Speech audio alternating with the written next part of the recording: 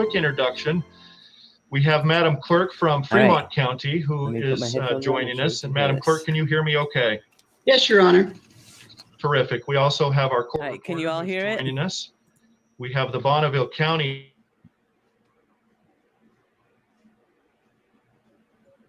Wood, Mr. Wood, can you hear me? Okay, I'm going to mute myself. Here we go. And good morning to you. And joining us from Madison County, we have Ms. Vallow Daybell, along with counsel Mr. Means. Can you hear me okay? We can, Your Honor. Thank you. Terrific. This morning is the arraignment, and Ms. Vallow, the court has a prosecuting attorney's information that is before me. Have you seen that document? Yes. And do you have any objection to the court proceeding with this arraignment over Zoom today? No.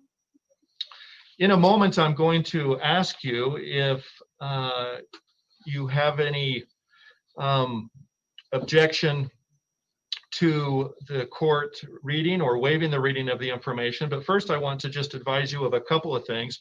You will have three options this morning, which include the court entering a guilty plea on your behalf. I want you to understand that this morning, as I present this prosecuting attorney's information to you, you have the right to have a trial by a jury. You also have the right to confront witnesses, call your own witnesses, and summon and subpoena them if you desire. And as it relates to making any statements, you have the right to remain silent, and counsel could enter your plea on your behalf if you wish. You've recognized that you have seen that prosecuting attorney's information.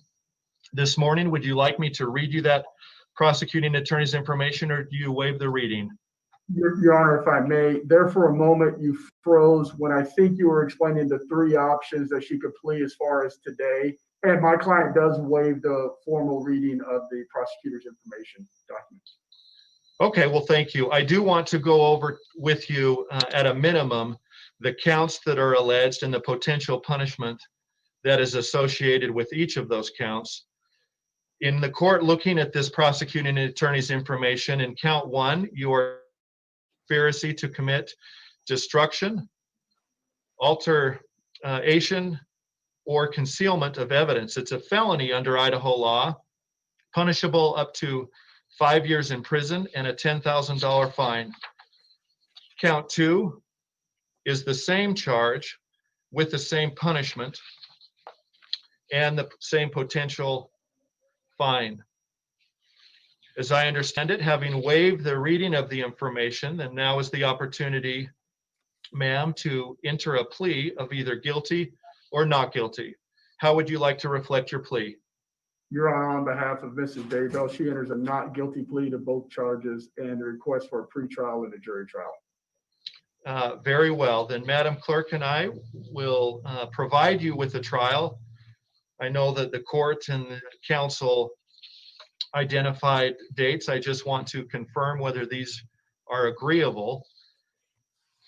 The jury trial would be set for April the 2nd of 2021 at 10 a.m. with a pretrial conference of March the 22nd. Madam Clerk, is that also at 10 a.m.? Yeah. At 10 a.m. Is that agreeable with the state? Yes, Your Honor. And the defense? It is, Your Honor. Okay. Is there anything else that you would like to conduct for today's hearing? Not From from the state? Your Honor. Mr. Wood? No, not from the state.